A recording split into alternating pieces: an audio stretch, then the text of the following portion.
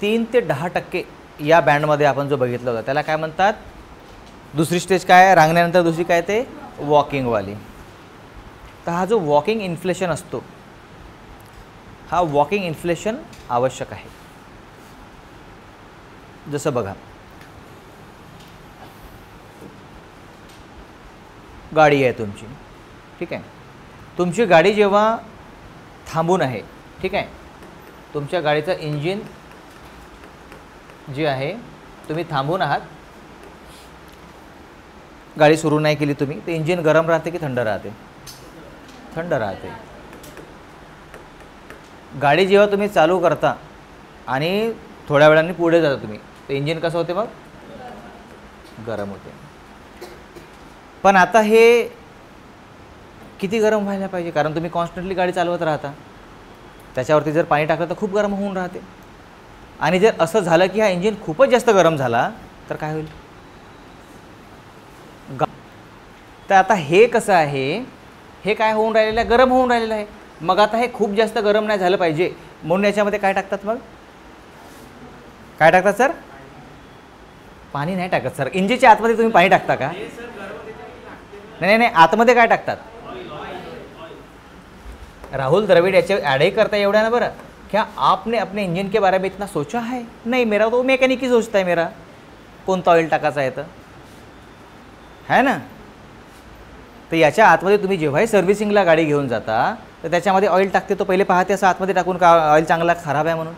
आणि ऑइल टाकल्याबरोबर गाडी बघा इतकी स्मूथ चालते एकदम. तर हा ऑइल काय करतो? कंट्रोल करतो. कशाला? टेम्परेचरला. टेम्परेचरला मेंटेन ठेवतो, जास्त गरमी होऊ देत नाही. आणि तुमचं इंजिन गरम होत आहे म्हणजे तुमची गाडी सामोर जात आहे.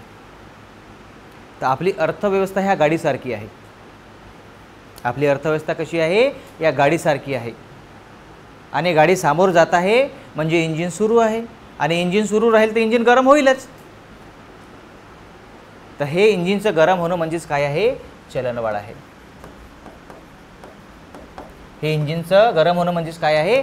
चलनवाढ आहे. तुमची अर्थव्यवस्था सामोर जायची आहे म्हणजे इन्फ्लेशन झालंच पाहिजे. पण हे इन्फ्लेशन खूप जास्त गरमी खूप जास्त व्हायला पाहिजे का? नाही, या बँडमध्ये राहायला पाहिजे. याच्यासाठी आपण इथंही काय वापरू? मग आता याच्यामध्ये ऑइल वापरू. तर हे ऑइल काय आहे? RBIचं मौद्रिक धोरण आणि आपल्या गव्हर्नमेंट ऑफ इंडियाचं फिस्कल पॉलिसी. हे कशाचं काम करते? ऑइलचं काम करते. की हे इन्फ्लेशन खूप जास्त वाढू पण देत नाही, खूप जास्त कमी पण होऊ देत नाही. खूप जास्त वाढलं तर मग वेगळे वेगळे त्याच्यामध्ये हे घेते. आपण बघितलं होतं, कारण बघितलं होतं की नॅचरल कॅलॅमिटी आली किंवा एखादी अशी जसं कोविड-19 आलं होतं, सरकारनं काय केलं होतं? आत्मनिर्भर भारत पॅकेज. काय आहे तो? ऑइलसारखंच काम आहे ना. ऑइल चेंज करून टाका, ऑइल खराब झाला पूर्ण चेंज करून टाका. आत्मनिर्भर भारत.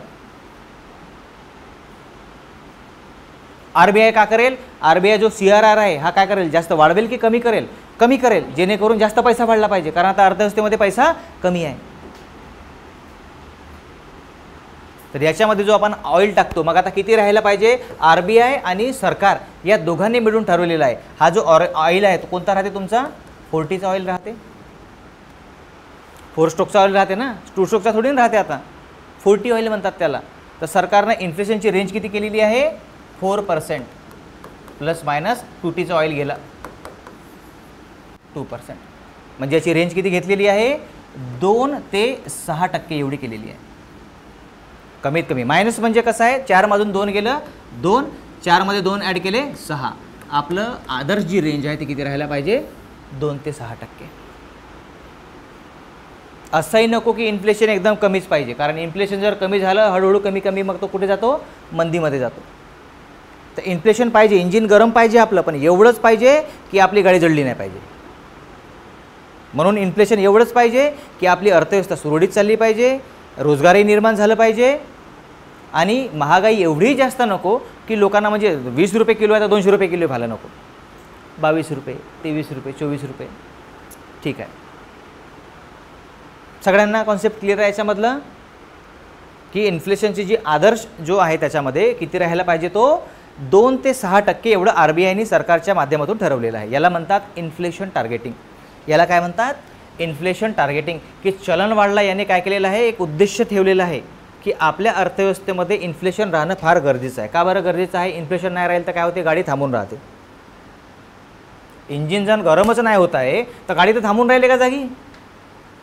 तर आपली अर्थव्यवस्था समोर गेली पाहिजे ना, आणि समोर जायचं आहे तर गाडी चालू करावं लागेल, इंजिन चालू करावं लागेल, पण तो इंजिनचा टेम्परेचर आपल्याला मेंटेन ठेवावं लागेल. त्यासाठी आपण वापरतो ऑइल. तर आपलं ऑइल काय आहे इकडचं, RBIचं मौद्रिक धोरण आणि सरकारचं राजकोषीय धोरण आहे.